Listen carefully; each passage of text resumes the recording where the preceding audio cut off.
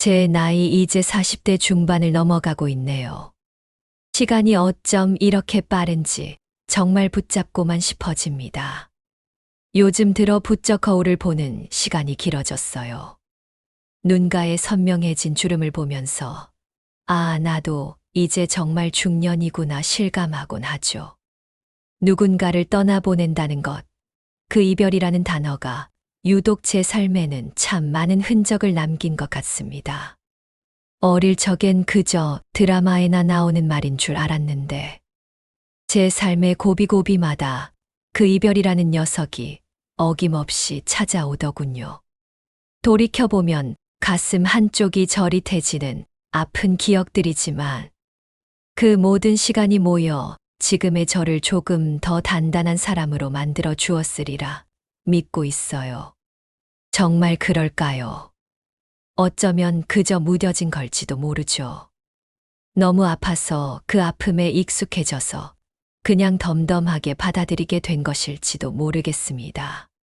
병원의 하얀 복도를 걸으며 환자들의 아픔을 돌보는 간호사로 살아가는 제게 그 모든 경험은 다른 이의 고통을 더 깊이 헤아릴 수 있는 마음을 주었는지도 모릅니다. 매일같이 삶과 죽음의 경계를 마주하는 곳이잖아요. 병원이라는 곳이.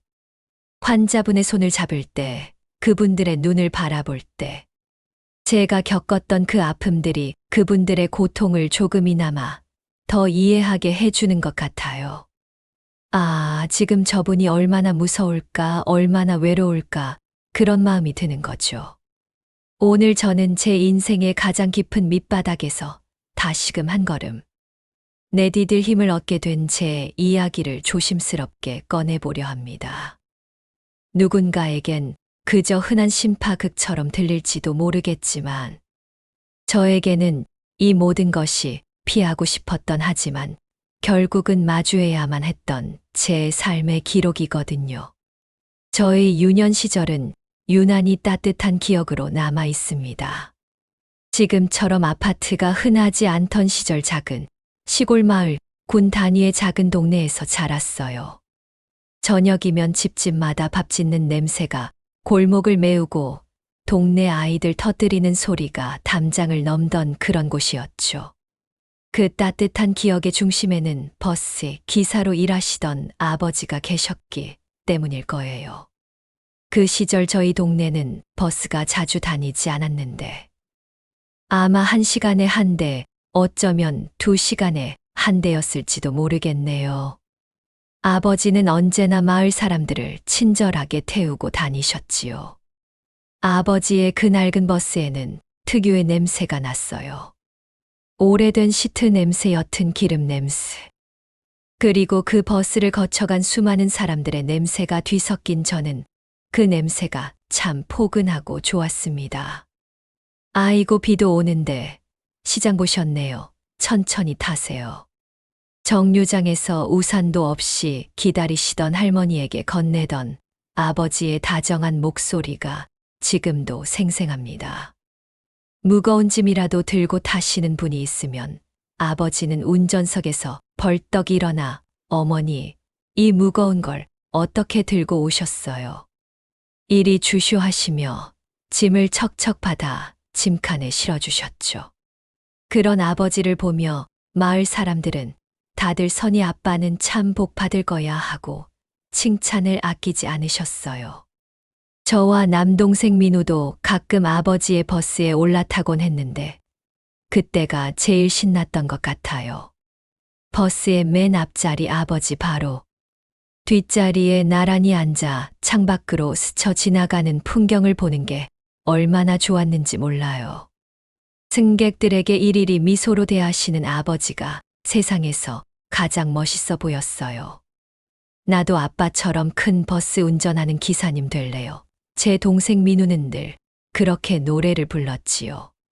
작은 손으로 운전대를 잡는 신용을 하며 부릉부릉 소리를 내던 그 아이의 모습이 눈에 선하네요. 아버지는 그런 민우의 머리를 쓰다듬으며 우리 아들 아빠보다 더 멋진 기사님 돼야지 하고 웃으시곤 했죠. 그때는 정말 그 행복이 영원할 줄 알았습니다. 그렇게 언제까지나 저희 곁에서 다정한 미소를 보여주실 것. 같던 아버지는 제가 중학교 2학년, 민우가 초등학교 5학년이 되던 해에 저희 곁을 떠나셨습니다. 암이라는 무서운 병이었어요. 그때는 왜 그렇게 암이 많았을까요? 아니, 지금도 많지만 그때는 정말 속수무책인 병이었죠. 위암 말기. 의사 선생님이 담담하게 병명을 말씀하시는데 하늘이 무너진다는 게 그런 거구나 싶었어요. 엄마는 그 자리에서 주저앉아 우셨고 저는 그게 무슨 말인지 실감이 나지 않았습니다. 늘 건강해 보이셨던 아버지였기에 그 소식은 정말 청천벽력과도 같았습니다. 그 무뚝뚝하지만 다정했던, 언제나 우리 가족을 위해 묵묵히 버스를 운전하시던 그 아버지가, 병은 무섭게 아버지의 기력을 앗아갔고 그렇게 크고 단단해 보였던 아버지는 하루가 다르게 말라가셨어요. 저는 1년 가까이 학교가 끝나면 병실로 달려가 힘없이 누워 계신 아버지의 손을 잡고 매일 기도하곤 했습니다. 그 특유의 병원 냄새, 코를 찌르는 소독약 냄새가 어린 제게는 너무나도 두려운 냄새였죠. 제발 우리 아빠 좀 살려주세요. 아빠만 살려주시면 제가 뭐든지 다 할게요. 어린 마음에 할 수 있는 것은 그것뿐이었어요. 눈물이 마를 날이 없었죠. 그 1년의 시간 동안 저는 병원에서 참 많은 얼굴을 보았습니다. 저처럼 가족의 아픔에 눈물 짓는 사람들, 어린아이의 울음소리, 노인의 깊은 한숨소리, 꿋꿋하게 병마와 싸우는 환자들, 그리고 그 모든 이들을 정성으로 보살피는 간호사분들의 모습이었지요. 그분들의 하얀 옷이 꼭 천사처럼 보였습니다. 환자분, 오늘 컨디션은 좀 어떠세요? 식사는 좀 하셨어요? 입맛이 없으셔도 조금이라도 드셔야 힘을 내시죠. 따뜻한 그분들의 목소리에 아버지도 잠시나마 편안한 표정을 지으시곤 했습니다. 지옥 같던 그 병실에서 그분들은 유일한 빛처럼 느껴졌어요. 아마 제가 간호사라는 직업을 가슴에 품게 된 것도 그때부터였던 것 같아요. 나도 저분들처럼 아픈 사람들을 돌보는 사람이 되고 싶다. 아버지의 고통을 덜어줄 수는 없었지만 저분들처럼 누군가에게 위안이 되는 존재가 되고 싶었습니다. 비록 아버지는 너무 빨리 하늘로 가셨지만 저희 15살 가을에 아버지는 그렇게 떠나셨지만 아버지가 남겨주신 따뜻함은 저희 남매의 마음 속에 그대로 남아 있었습니다. 아버지가 돌아가시고 저희 집은 한동안 참 힘들었어요. 엄마는 홀로 남겨진 저희 남매를 키우시느라 시장에서 나물도 파시고 식당 일도 마다하지 않으셨죠. 그 작은 손이 얼마나 거칠어졌는지 그 생각을 하면 지금도 가슴이 아립니다. 시간이 흘러 저는 아버지와의 기억을 안고 간호대학에 진학했고 정말 열심히 공부했어요. 아버지처럼 누군가에게 힘이 되는 사람이 되겠다고 다짐했으니까요. 졸업 후 그토록 원하던 간호사가 되었습니다. 처음 하얀 간호사복을 입던 날 그 기분을 어떻게 설명해야 할까요? 설렘과 두려움, 그리고 아버지에 대한 그리움. 우리 선이 아빠 아플 때도 옆에서 간호해 주더니 이제 정말 백이의 천사가 됐구나. 내 아빠가 하늘에서 정말 자랑스러워 하실 거야. 엄마는 그런 저를 보며 늘 자랑스러워 하셨지요. 그 말씀에 얼마나 울었는지 모릅니다. 그리고 제 동생 민우, 그 아이는 정말로 아빠의 뒤를 따랐습니다. 누나, 나도 아빠처럼 큰 버스 운전할 거야. 그 어릴 적 약속을 그 아이는 정말 지켰더라고요. 아빠처럼 친절하고 다정한 고속버스 운전기사가 되었어요. 운전석에 앉은 민우의 모습을 보며 엄마는 종종 꼭 내 아빠가 살아 돌아온 것 같다 하시며 눈시울을 붉히시곤 했습니다. 그 말이 나중에 그렇게 제 가슴을 칠 줄은 꿈에도 몰랐죠. 엄마 이따 손님들 내리면 전화드릴게요. 항상 운전 조심할게요. 민우는 전국을 누비면서도 틈만 나면 엄마를 챙기는 속 깊은 효자였습니다. 저한테는 또 어땠고요. 누나 피곤하지. 이거 산수유인데 몸에 좋대. 무뚝뚝한 듯 하면서도 슬쩍 제 책상 위에 뭔가를 올려놓고 가곤 했죠. 가족을 챙기는 모습이 더할 나위 없이 듬직한 동생이었습니다. 아빠가 일찍 돌아가셔서 어쩌면 저 아이가 가장의 무게를 너무 일찍부터 느꼈던 건지도 모르겠네요. 저는 그런 민우가 참 고맙고 또 안쓰러웠습니다. 그렇게 저희 남매도 어느덧 30대가 되었습니다. 저는 3교대 근무에 지쳐 연애는 꿈도 못 꾸고 있었고 민우도 전국을 돌아다니느라 바빴죠. 둘 다 일이 바빠 결혼은 생각도 못하고 있었는데 어느 날 제게도 운명 같은 사람이 다가왔어요. 제가 일하던 병원의 의사 한지원 씨였습니다. 사실 병원에서 의사와 간호사의 연애라는 게 그리 드문 일은 아니지만 저는 왠지 그게 제 이야기가 될 거라고는 생각도 못했어요. 솔직히 저는 의사와 간호사라는 직업적 차이가 조금은 부담스러웠습니다. 아니, 조금이 아니라 많이 부담스러웠죠. 사람들은 그렇게 급을 나누잖아요. 저 역시 그 시선에서 자유롭지 못했던 거예요. 그래서 일부러 더 쌀쌀맞게 대하고 피해 다니기도 했습니다. 하지만 지원 씨는 참 꾸준한 사람이었어요. 제가 아무리 밀어내도 포기하지 않고 마음을 표현해 주었습니다. 선희 씨, 남들 시선이 뭐가 중요해요. 내 눈엔 선희 씨가 최고예요. 선희 씨 눈엔 제가 가장 멋지고 좋은 사람으로 보여요. 오히려 제가 얼마나 부족하게 느껴지는지 아세요. 그는 늘 저를 존중해 주었습니다. 제가 가진 것 없고 부족한 게 많은 저를 왜 만나는지, 혹시 만만하게 보는 건 아닌지 그렇게 의심했던 제 자신이 부끄러워질 정도였지요. 그의 진심이 얼어붙었던 제 마음을 조금씩 녹였나 봐요.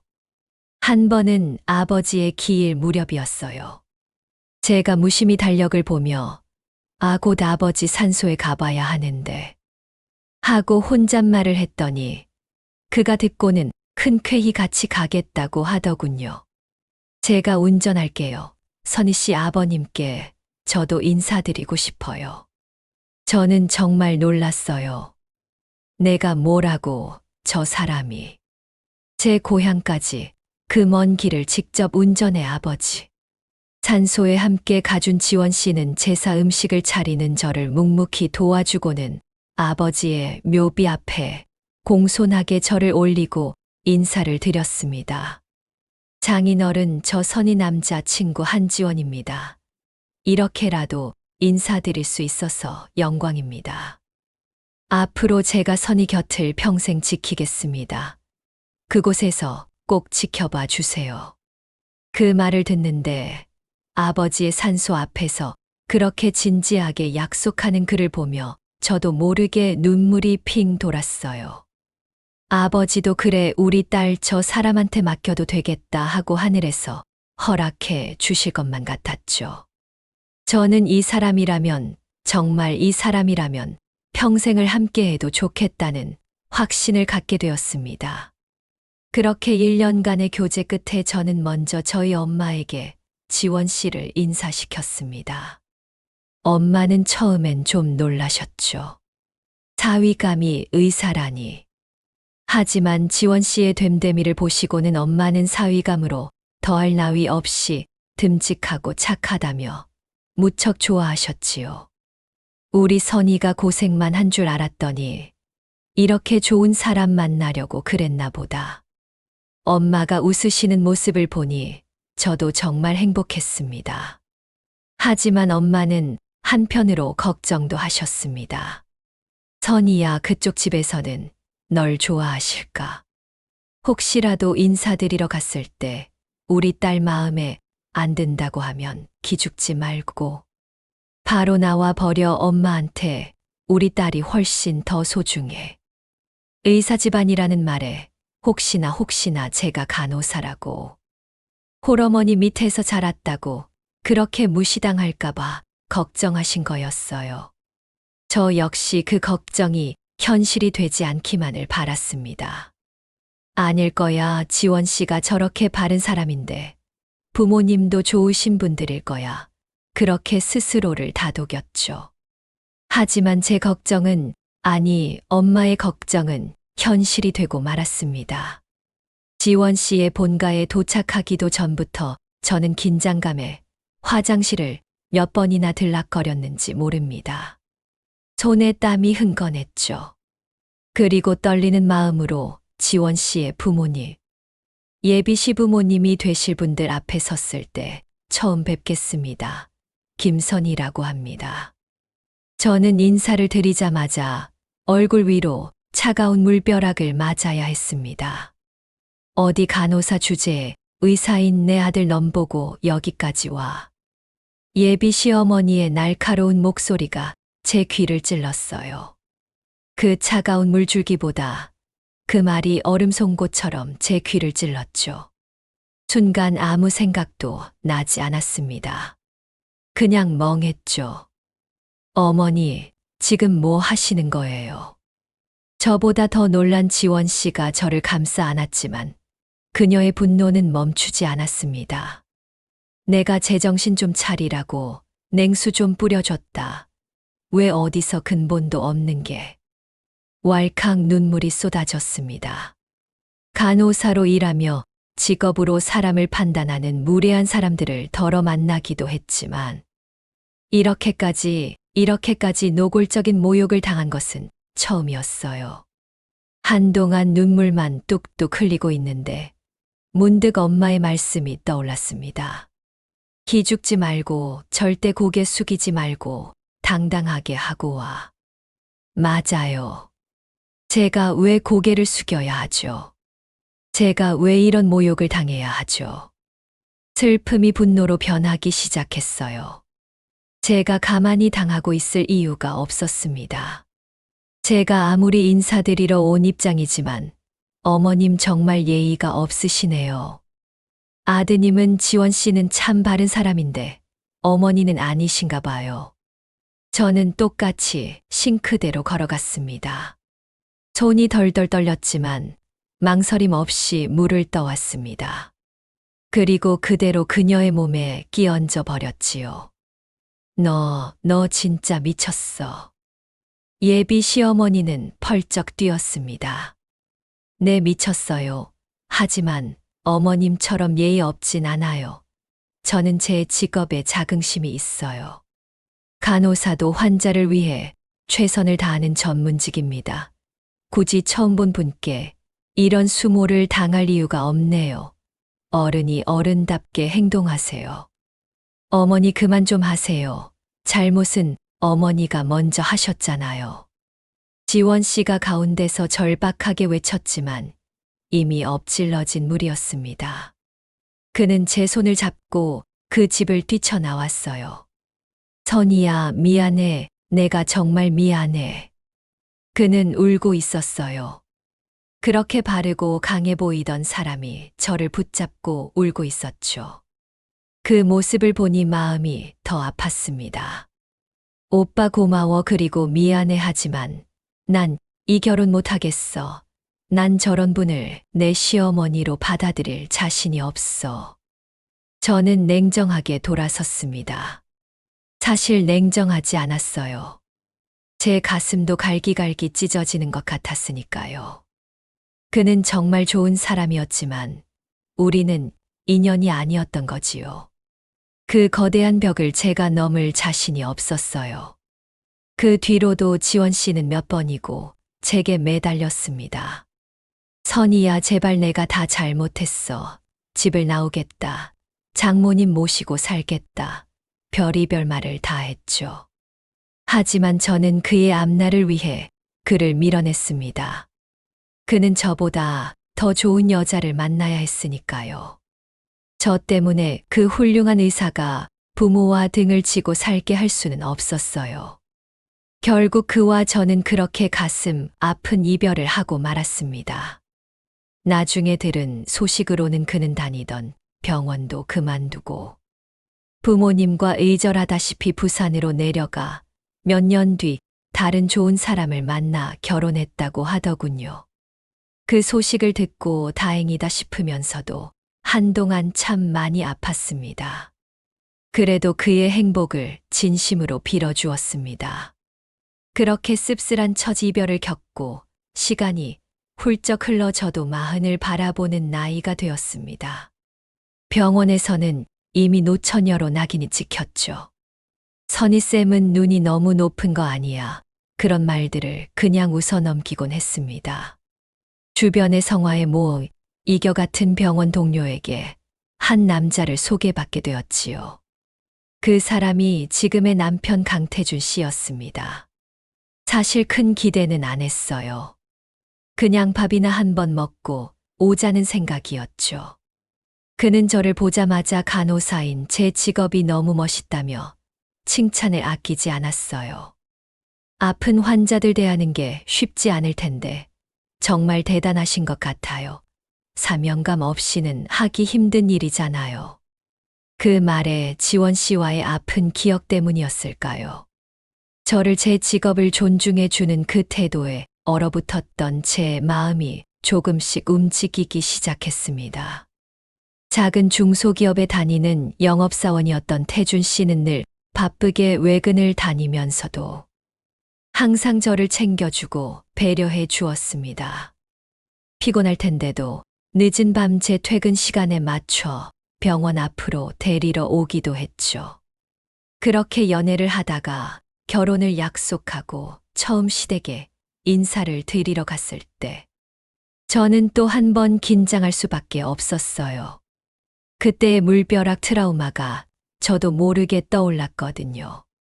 하지만 전에 겪었던 모욕과는 정반대의 환대를 받았습니다. 시어머니 김영옥 여사님은 상다리가 부러지게 진수성찬을 차려두고 저를 기다리고 계셨더군요. 아이고 어서 와요. 우리 아들한테 얘기 많이 들었어요. 아유 어쩜 먹는 것도 이렇게 예쁘고 복스러울까. 우리 예비 며느리가 간호사라 똑똑한 줄만 알았더니 성격도 좋고 예의도 바르구만. 연신 칭찬하시는 시어머니를 보며 남편의 다정함이 어디서 왔는지 알 것 같았습니다. 그 따뜻함이 참 좋았어요. 남편도 저처럼 24살 때 아버지가 돌아가셨다고 하더군요. 어머니 혼자 저 키우시느라 고생 많이 하셨죠. 그런 비슷한 점들이 저희 두 집안을 더욱 가깝게 만들었는지도 모르겠습니다. 남편이 저희 집에 인사를 드리러 온 날도 마찬가지였습니다. 반갑네 우리 이서방 우리 딸이 평생 시집도 안 가고 혼자 살려나 했더니 이렇게 좋은 짝을 만난 것 같아 다행이야. 엄마는 기분이 좋아지셨는지 남동생 민우와 함께 술잔을 연신 기울이셨어요. 술이 조금 취하자 엄마는 예전에 저희 남매를 얼마나 힘들게 키우셨는지 이야기 보따리를 풀어놓으셨습니다. 우리 딸 중학교 2학년 우리 아들 초등학교 5학년 때 남편이 하늘로 떠났어. 그때 얼마나 막막했는지 애들은 커가는데 나 혼자 어떻게 책임질까 눈앞이 깜깜했다니까. 장모님의 이야기에 한참 몰입해서 듣던 남편은 갑자기 눈물까지 뚝뚝 흘렸습니다. 아유 자네 지금 우는 건가? 엄마가 당황해서 물으실 정도였죠. 장모님 정말 고생 많으셨겠어요. 어떻게 그 세월을 다 감당하셨어요. 저도 24살 때 아버지가 돌아가셔서 장모님 마음 조금은 알 것 같아요. 남편과 엄마는 그렇게 서로 부둥켜 안고 한참을 우셨습니다. 그 모습을 지켜보는데 아, 이 사람 참 따뜻한 사람이구나. 이렇게 공감 능력이 뛰어난 사람이라면 평생 대화가 잘 통하겠구나. 그런 믿음이 생기더군요. 그게 다 연기였을 줄은 아니, 그 순간만큼은 진심이었을까요? 지금도 가끔 그게 궁금하긴 하네요. 그렇게 저희는 양가의 축복 속에 결혼식을 올렸고, 예쁜 아들, 딸까지 낳고 한동안은 정말 행복한 시간을 보냈습니다. 남들처럼 평범하게 그렇게 행복하게 늙어갈 줄 알았죠. 하지만 행복은 그리 오래 가지 않았습니다. 남편은 영업직으로 일하면서부터 부쩍 스트레스를 많이 받아 했습니다. 매일같이 이어지는 술자리에 상사 눈치, 고객 눈치, 늦은 밤 술에 취해 들어오는 날이 잦아졌지요. 아우, 나도 힘들어 죽겠다. 맨날 술자리 쫓아다니고 비위 맞추고 이게 다 먹고 살자고 하는 짓인데 진짜 때려치우고 싶다다. 살도 많이 찌고 스트레스 때문인지 한때는 빽빽했던 머리카락도 한 움큼씩 빠지기 시작했습니다. 안쓰러웠죠. 가장으로서의 무게가 얼마나 무거울까. 그래서 더 잘해주려고 노력했어요. 피곤해도 아침밥은 꼭 챙겨주려고 했죠. 그러던 어느 날 남편이 아주 진지한 얼굴로 제게 폭탄 선언을 하더군요. 여보, 나 아무래도 영업일은 적성에 안 맞는 것 같아. 내 사업을 해보고 싶어. 사실 내 꿈은 사장님이 되는 거였거든. 그가 하고 싶다는 건 요즘 젊은이들이 좋아한다는 감성 술집이었습니다. 인테리어 예쁘게 해놓고 뭐 그런 거요. 처음엔 그저 일이 힘들어 부리는 투정이라 생각했어요. 갑자기 무슨 술집이야. 장사해 본 적도 없는 사람이 그게 말처럼 쉬운 줄 알아. 차라리 이직 준비를 해보는 건 어때? 저는 몇 번이고 딱 잘라 거절했습니다. 하지만 남편은 한 번 꽂히면 끝을 보는 성격이었어요. 매일같이 사업 타령을 했고 인터넷으로 가게 자리만 알아보고 있더군요. 결국 저도 두 손 두 발 다 들고 남편을 지지해 주기로 마음먹었습니다. 저렇게 하고 싶어 하는데 막는다고 될 일도 아닌 것 같았고, 무엇보다 저렇게 스트레스 받다가 정말 큰일이라도 날 것 같았거든요. 대신 한 가지 아주 중요한 조건을 붙였지요. 당신 뜻이 정 그렇다면 알겠어. 나도 당신 꿈 응원해 줄게. 하지만 조건이 있어. 우리 애들도 둘이나 있고. 앞으로 돈 들어갈 일 많잖아. 그러니까 내가 따로 저축해 둔 돈이랑 지금 우리가 사는 이 집은 절대 건들지 않겠다고 약속해. 당연하지. 내가 이 집은 털끝 하나 안 건들게 약속해. 고마워. 여보, 내가 진짜 사장님 돼서 당신 호강시켜 줄게. 그때 저희가 살던 집은 결혼 전 남편과 제가 거의 반반씩 보태 마련한 공동명의 집이었습니다. 저에게는 최후의 보루 같은 곳이었죠. 남편은 일단 퇴직금을 털어 가게를 차려보겠다고 했어요.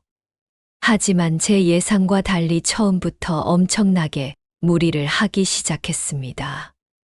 임대료가 아주 비싼 대학가 1층 상가를 얻었고, 인테리어도 아주 휘황찬란하게 무슨 호텔 라운지처럼 꾸미고 싶어 했지요. 여보, 너무 무리하는 거 아니야. 권리금에 시설비까지 하면 초장에 너무 많은 돈이 들어가잖아. 처음엔 좀 작게 시작해보는 게 어때? 에이, 무슨 소리야. 이건 투자라고. 투자. 요즘 젊은 애들이 허름한 데 가는지 알아. 다 이쁘고 사진 잘 나오는데 찾아간다고. 처음부터 제대로 해야 후회가 없는 거야. 제가 보기에도 이미 남편의 퇴직금은 한참 넘어선 예산이었습니다. 돈은 어떻게 하려고. 제 걱정스러운 물음에 남편은 아주 자신만만하게 대답하더군요. 아, 걱정 마. 우리 어머니가 좀 도와주신다고 했어. 이럴 때 장남 한 번 밀어주시는 거지 뭐. 그렇게 시댁 돈까지 끌어다가 차린 주점은 정말 번듯해 보였습니다. 지나가던 사람들도 와, 여기 새로 생겼나 봐 멋있다 하고 쳐다볼 정도였으니까요. 실제로 장사 초기 이른바 개업발이라는 것 덕분에 손님들이 매장이 멋있다며 많이들 찾아주셨어요. 남편은 어깨에 힘이 잔뜩 들어갔죠. 사장님 소리를 듣는 게 그렇게 좋았나 봐요. 거봐, 내가 뭘 했어. 내 말이 맞지. 하지만 그 승승장구할 것 같던 장사는 딱 6개월도 가지 못하고 하향 곡선을 그리기 시작했습니다. 반짝 효과가 끝나자 손님이 눈에 띄게 줄기 시작한 거지요. 아, 요즘 경기가 안 좋아서 그래 다들 지갑을 닫잖아. 처음엔 요즘 경기가 안 좋아서 그렇다며 애써 넘겼지만 곧이어 더 큰 문제가 터지고 말았습니다. 남편의 가게가 영업 정지를 당하게 된 거예요. 아, 나 진짜 억울해. 그 손님들 신분증까지 다 보여줬다고. 얼굴도 딱 봐도 20살 넘어 보였단 말이야. 근데 그중 한 명이 자기 언니 신분증을 가져왔다는데 그걸 내가 어떻게 알아? 알고 보니 남의 신분증을 가져온 미성년자에게 술을 판매한 것이 적발된 거였어요. 그게 한두 번이었다면 모르겠지만 미성년자 주류 판매로 걸린 게 이미 수차례였습니다. 누가 우리 가게 질투해서 악의적으로 신고한 게 분명해. 남편은 억울하다며 가슴을 쳤지만 가게 문을 닫는 동안 쌓여가는 임대료와 직원들, 월급 가게 유지비는 정말 감당하기 어려운 지경에 이르렀습니다. 가뜩이나 경기가 안 좋아 멀쩡히 장사하던 가게들도 문을 닫는 판국이었으니까요.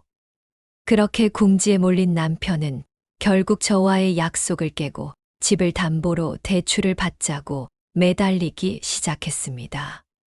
여보, 나 정말 미치겠어. 이러다 우리 다 망해. 그러지 말고 우리 집 담보로 딱 5천만 대출 받자. 안 돼. 그것만큼은 안 된다고 약속했잖아. 당신 지금 제정신이야. 차라리 이쯤에서 권리금 받고 가게를 정리하는 건 어때? 그게 말이 돼. 이제 장사 시작한 지 2년밖에 안 됐는데. 지금까지 들어간 돈이 얼만데 가게를 접어놔. 이미 신용대출도 다 끌었었어. 더 이상 돈 나올 데가 없단 말이야. 그러니까 이건 밑 빠진 독에 물 붓기라고 정신 차려 제발. 저는 계속 설득했지만 남편은 들으려 하지 않았습니다. 그때부터 저희 집은 매일 부부싸움으로 전쟁터가 되었지요. 아이들도 눈치를 보기 시작했어요. 그게 제일 마음 아팠습니다. 저는 집이 공동명의이니 남편이 혼자서는 아무것도 할 수 없다고 생각했습니다. 그래요. 그렇게 안일하게 생각했어요. 제2금융권에서는 배우자 동의 없이도 대출이 가능하다는 걸 저는 미처 모르고 있었습니다. 남편은 제 뒤로 몰래 5천만 원을 대출받았고 저는 나중에야 그 사실을 알게 되었습니다. 그 순간 남편에게 가졌던 아주 조금 남아있던 그 마지막 신뢰마저 산산조각이 났습니다. 당신 어떻게 나한테. 그럼 어쩌라고. 나 힘들어 죽겠다는데 당신이 아무것도 안 도와줬잖아. 나 망하길 바라는 거야. 남편은 도리어 뻔뻔하게 화를 냈습니다. 고객들 눈치만 보던 그 영업사원에서 사장님 소리를 듣게 되자 그는 거기에 완전히 취해버린 것 같았습니다. 자기가 뭘 잘못했는지도 모르는 것 같았어요. 그러던 중 저에게 더 큰 불행이 닥쳐왔습니다. 정말 생각하고 싶지도 않은 그런 일이. 선이야 큰일 났다. 큰일 났어. 글쎄 우리 민우가 쓰러졌단다. 지금 병원으로 실려갔는데 갑자기 운전하다가 심장을 부여잡고 쓰러졌대. 엄마의 울부짖는 목소리였습니다. 저는 이게 무슨 일인가 싶어 손이 덜덜 떨렸습니다. 엄마 진정하고, 어느 병원이야. 오열하며 병원으로 달려갔습니다. 가는 내내 아닐 거야. 민우 걔가 얼마나 건강한데. 아닐 거야. 수백 번, 수천 번 되뇌었습니다. 그리고 그곳에서 저는 이미 차갑게 변해버린 제 동생 민우와 마주해야 했습니다. 아직 30을 간 넘긴 그 꽃다운 나이에 동생의 사망 원인은 심근경색이었습니다. 고속버스를 운전하며 장시간 긴장 상태로 한자리에 앉아있던 그 생활이 원인이 아니었을까. 그저 추측만 할 뿐이었지요. 하지만 그게 왜 하필 제 동생의 일이 되어야 했는지 저는 도무지 현실을 받아들일 수가 없었습니다. 민우야, 눈 좀 떠봐. 누나 왔잖아. 누나가 왔는데. 왜 인사도 안 해, 민우야. 제발. 항상 아빠가 멋지다며 직업마저 아빠를 따라갔던 그 착한 내 동생. 엄마와 누나 걱정에 장가도 안 가고 늘 곁을 지키던 그 다정한 내 동생은 그렇게 한순간에 저희만 남기고 떠나버렸습니다. 동생이 떠나고 엄마는 이미 혼절해 버리셨고 저는 동생의 영정사진만 하염없이 바라보며 눈물을 삼켰습니다. 사진 속 민우는 너무나도 환하게 웃고 있었어요. 그 웃음이 그날따라 왜 그렇게 슬퍼 보이던지. 평소 사람들을 잘 챙겼던 동생의 마지막 길은 정말 많은 분이 오셔서 함께 슬퍼해 주셨습니다. 민우 씨 정말 착한 사람이었어요. 손님 한 명 짐 들어주고 챙기던 모습이 눈에 선하네요.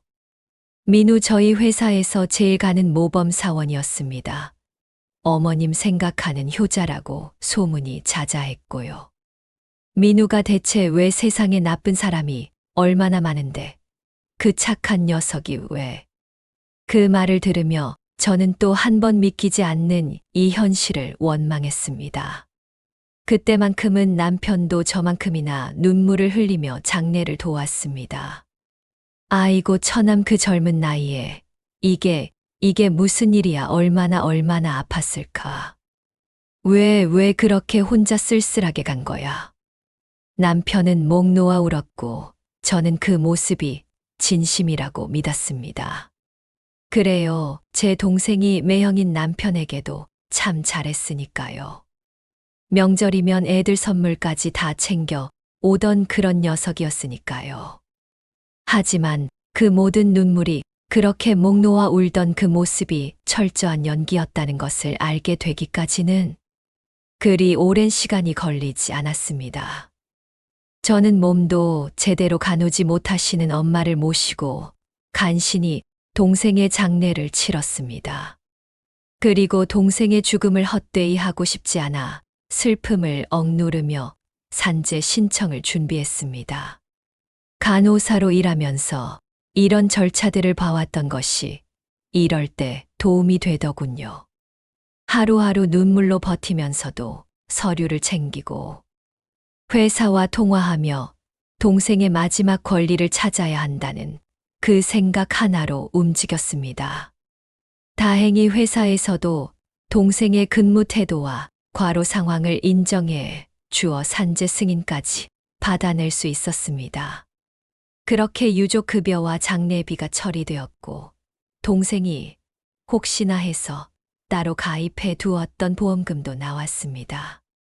그 돈이 결코 동생을 대신할 수는 없었지만 동생이 남긴 마지막 흔적이라 생각하며 홀로 남으신 엄마를 위해 쓰기로 마음먹었습니다.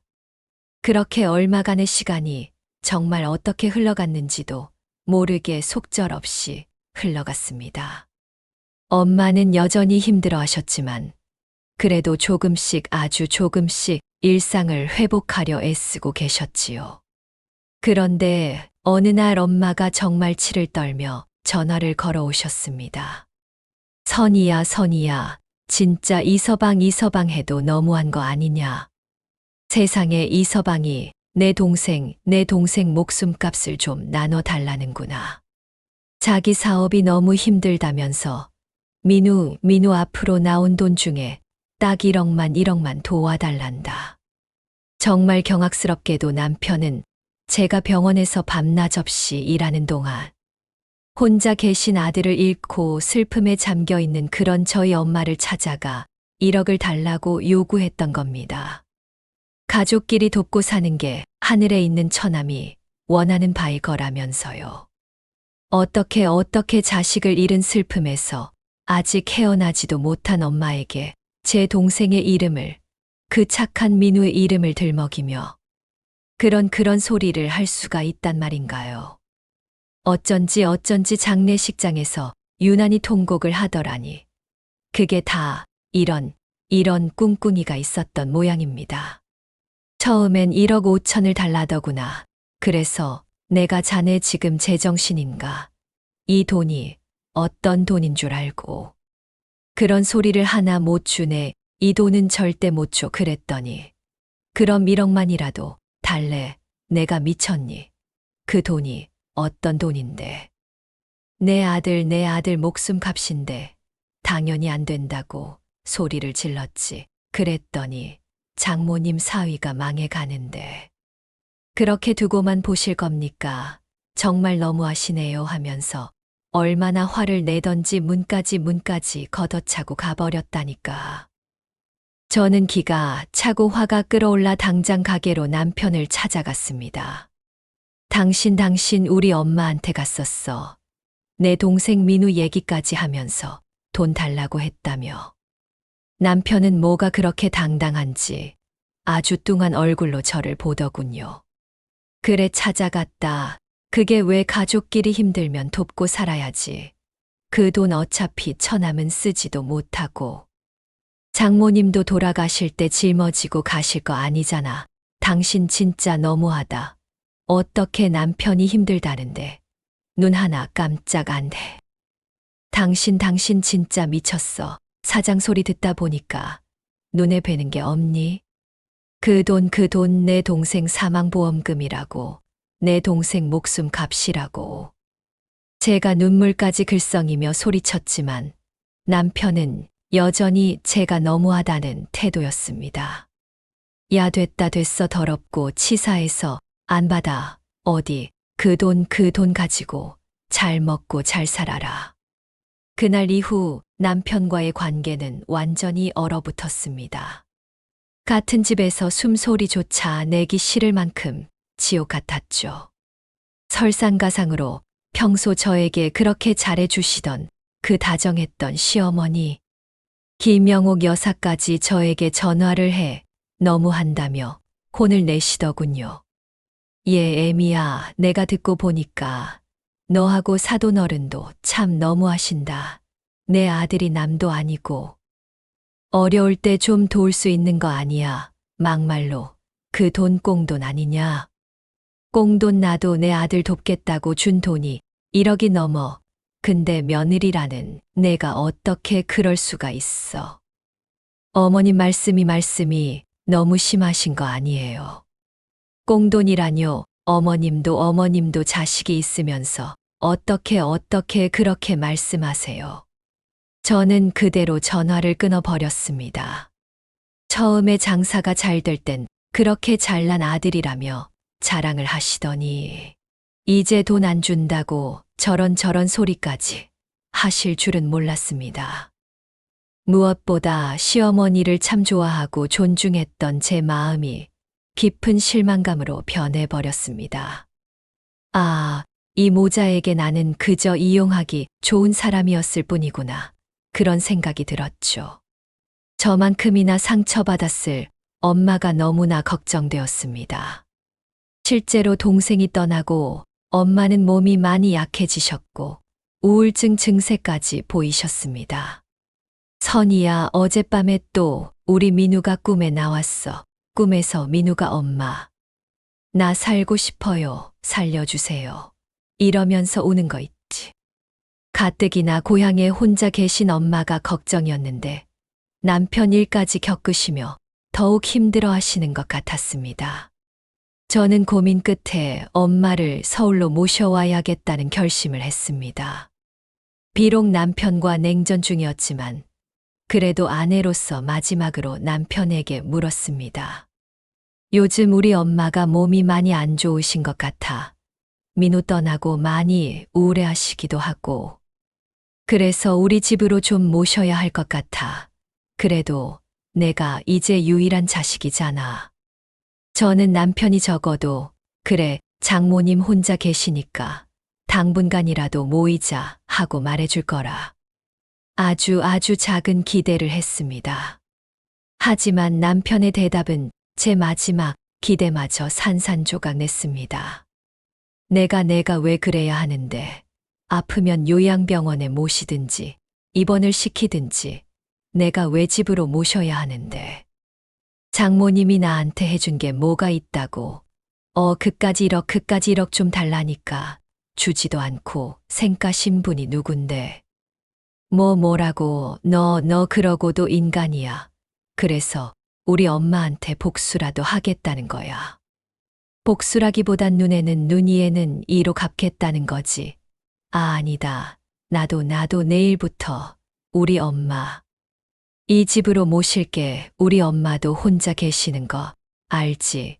우리 엄마도 몸이 안 좋으시거든. 우리 엄마 감기래 감기. 저는 너무너무 기가 막혀 말문이 턱 막혔습니다. 저렇게 유치하게 나오는 사람과 무슨 이야기를 더 나눌 수 있을까요? 그런데 더 황당한 것은 남편의 말이 그저 절 약 올리려고 한 말이 아니었다는 겁니다.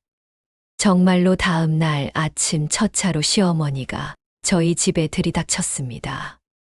나다 문 열어라. 어서 문 안 열고 뭐해. 시어머니는 평소에 키우던 강아지까지 떡하니 안고 옆에는 커다란 캐리어까지 끌고 오셨더군요.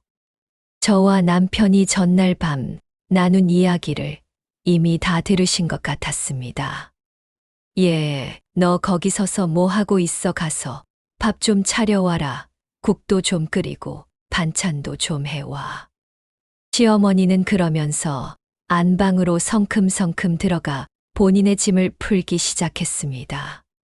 한마디로 빨리 안방을 비우라는 거였지요. 저희 엄마에게 행여나 안방을 빼앗길까봐 꼭두 새벽부터 달려오신 모양이었습니다. 저는 끓어오르는 화를 억누르고 시어머니가 말한 대로 밥상을 차리기 시작했습니다. 그리고 상이 다 차려졌을 때 안방에서 이미 샤워까지 마치고 강아지와 놀고 계시던 시어머니를 불렀습니다. 어머님 좀 나와 보세요. 밥상 다 차렸습니다. 그래 어디 식사 한번 제대로 차렸나 볼까. 이게 다 뭐야. 너 지금 뭐 하는 짓이야. 시어머니는 제가 차려놓은 밥상을 보고 기함을 할 수밖에 없었지요. 그 밥상 위엔 음식 대신 각종 서류가 가득 올라가 있었거든요. 아, 옆에 이건 게 사료예요. 어머님이 데려오신 강아지는 죄가 없잖아요. 근데 어머님은 제가 차려드린 밥 드실 자격이 있으세요. 다짜고짜 안방부터 차지하시고 밥 차려오라고 하실 권리가 없으실 텐데요. 어머님이 모르실까봐 설명해 드리려고요. 첫 번째 서류는 어머님 아들이 저축은행과 다른 수많은 곳에서 대출받은 연체금 고지서예요. 독촉장은 보너스고요. 두 번째는 가게 앞으로 공과금 밀린 거, 세 번째는 자동차세 밀린 거랑 과속 딱지. 마지막으로 이건 건강보험료 밀린 거랑 카드 명세서고요. 더는 대출이 안 나오니까 카드 3개로 돌려막기 했던데요. 이게 어머님 아들 실체인데 더 설명해 드려요. 제가 그렇게 사업하지 말라고 말렸는데 매번 우기면서 사업 버리더니 저까지 거리에 나앉게 생겼다고요. 그리고 얼마 전엔 저희 엄마한테까지 찾아가서 몇 달 전에 세상 떠난 제 남동생 목숨값 나눠달라고 생떼를 부리고 왔던데 그것도 알고 계셨어요. 어머님 아들이 이 모양 이 꼴인데 아직도 저한테 하실 말씀이 남으셨어요. 저 정말 내 아들이 그랬단 말이야. 시어머니는 그 사실들을 전혀 몰랐는지 충격받은 표정으로 방에서 자고 있던 남편을 끌고 나왔습니다. 야, 이놈아, 내가 정말 그랬어. 어떻게 사부인한테 가서 그런 막되먹은 짓을 해, 아, 엄마 아파요. 난 사위 힘들다는데 좀 도와주실 줄 알았지. 두 모자가 싸우는 모습을 보며 저는 마지막 서류를 꺼내 들었습니다. 어머님, 제가 준비한 서류가 끝이 아니에요. 이 사람이 이 집을 담보로 저 몰래 대출을 또 받았더라고요. 그 서류도 한번 보시고요. 그리고 이건 제가 드리는 마지막 서류예요. 뭔데 그래, 설마 이거 이혼 서류냐? 네, 잘 보셨네요. 저는 어머님 며느리 안 합니다. 저 사람 아내로서도 오늘이 마지막이에요. 이 집 공동명의인데. 저 사람이 저랑 한 약속 깨고 대출받았거든요. 그러니 집에 대해선 제가 더 나눌 돈도 없네요. 마지막으로 곱게 말씀드리는데 두 사람 다 이 집에서 나가주세요. 지금 당장이요. 제가 아주 단호하게 나오니 그제야 시어머니는 꼬리를 내리고 사정을 하기 시작했습니다. 애미야, 내가 잘못했다. 우리 아들은 너 없으면 안 돼. 내가 이렇게 대신 사과할게, 응. 엄마, 사과하지 마세요. 당신 진짜 나랑 이혼하겠다고 지금 진심이야.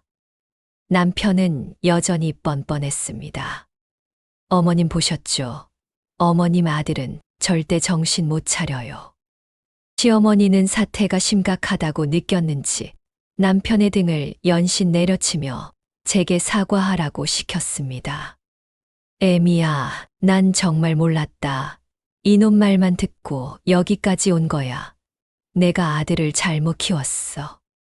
내가 한 번만 용서해 주면 안 되겠니? 응. 시어머니는 제 흉을 보는 남편 말만 듣고 아마 제가 사업하느라 바쁜 남편 밥도 안 차려주고 도와주지도 않는 아주 못된 며느리라고 생각하셨겠지요. 하지만 전 더 이상 그 두 모자와 할 말이 없었습니다. 일단 저 너무 힘드니까 나가주세요. 전 저희 엄마 모시고 병원도 가야 돼요. 시어머니는 결국 남편을 거의 끌고 집을 나갔습니다. 그날 오후 저는 저희 엄마를 모시고 병원에 다녀왔습니다. 오랜만에 딸과 바람도 고 병원도 가니 좋으셨는지 제 옆에서 오랜만에 웃기도 하셨어요. 엄마, 이제 저랑 같이 살아요. 제가 엄마 잘 모실게요. 저는 그날 더욱 확실하게 다짐했습니다. 며칠 뒤 시어머니에게서 다시 연락이 왔습니다. 애미야, 생각은 좀 해봤어. 너도 혼자 애들 키우기 힘들 거고 우리 아들이 영 나쁜 남편은 아니잖니. 아니요. 전 이혼하겠습니다. 하도 속았더니 이젠 콩으로 매주를 쏜다고 해도 못 믿겠네요. 제 단호한 대답에 시어머니도 결국 본색을 드러냈습니다. 너 정말 이럴래? 아내가 내조할 생각은 안 하고 내가 그러고도 아내야. 남편 역시 이혼은 절대 안 된다고 버텼습니다. 내가 이렇게 사과하잖아. 당신 혼자 애들 어떻게 키울 거야? 내가 사과할 때 당신도 굽히는 게 좋을걸. 끝까지 협박조로 나오는 남편을 상대로 저는 결국 법정 소송을 걸었고 당연히 승소할 수 있었습니다. 그간 남편이 저질렀던 수많은 잘못들이 다 증거로 남아 있었으니까요. 양육권과 재산 분할까지 원하는 대로 확보할 수 있었지요. 그 모든 과정이 끝나갈 무렵 남편의 가게도 결국 문을 닫았습니다. 나 지금 대출금 못 갚아서 신용불량자 되게 생겼어. 통장까지 압류됐다고 개인 회생 준비 중이니까 조금만 기다려. 재산 분할로 받은 돈마저 다 까먹고 완전히 빈털터리가 되었더군요. 나중에 알고 보니 가게 돈을 쓴 게 아니라 경마에 빠져 도박판에 돈을 고스란히 바쳤다고 합니다. 참 허무하더군요. 이혼 이후 저는 엄마를 서울로 모셔와 함께 살고 있습니다. 아들을 잃고 한동안 삶의 의욕을 잃으셨던 엄마는 이제 조금씩 웃음을 되찾아가고 계세요. 손주들 재롱 보는 맛에 사신다고 하시면서요. 요즘엔 꽃꽂이를 배우기 시작하셨는데 예쁜 꽃들을 만지며 마음이 정화된다고 하시더라고요. 그 꽃 속에 파묻힌 엄마를 보며 남은 여생 동안 아픈 기억 대신 저 향기로운 꽃 속에서 웃으며 지내시길 간절히 바라고 있습니다. 저 역시 여전히 병원에서 간호사로 일하고 있습니다. 가족을 잃어본 사람이기에 환자분들의 마음, 그리고 그걸 지켜보는 가족들의 마음을 누구보다 잘 알게 되었지요. 그래서 더욱 낮은 자세로 제 곁에 있는 사람들을 잘 지키며 살아가고 싶습니다. 부디 오늘을 열심히 살아가는 모든 분에게도 좋은 일만 가득했으면 좋겠습니다.